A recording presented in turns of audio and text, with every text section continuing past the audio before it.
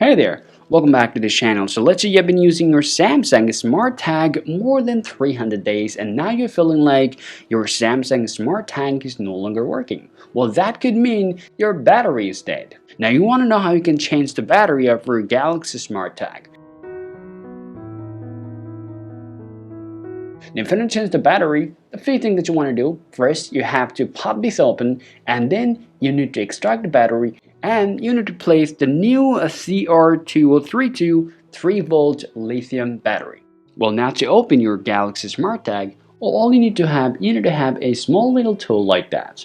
Well, now right after that, all you want to do is just go ahead and put it in the middle right here, and then you have to just extract a little and you have to make a little space right here. After that, go ahead and use your thumbnail and keep it drag or just drag it up a little right here, and then you'll be able to see your Samsung Galaxy SmartTag will be start opening from here.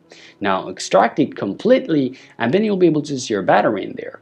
Go ahead and use the sim tools or something like that to extract or just open up your battery and then choose another battery. Well, you should use a CR2032 3-volt the lithium battery. Grab that one and place it back on there as soon as you just connect it to your Samsung tab.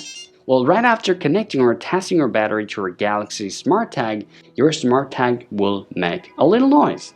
Right after that, now close your case. Now your Samsung SmartTag is ready to be used to your device again. Alright guys, so this is how you guys can open your Galaxy SmartTag, and this is how you can change your battery at the same time. Hope you found this video useful. If you think so, drop a like and subscribe to the channel. Thank you for watching, and I'll talk to you later. Peace out.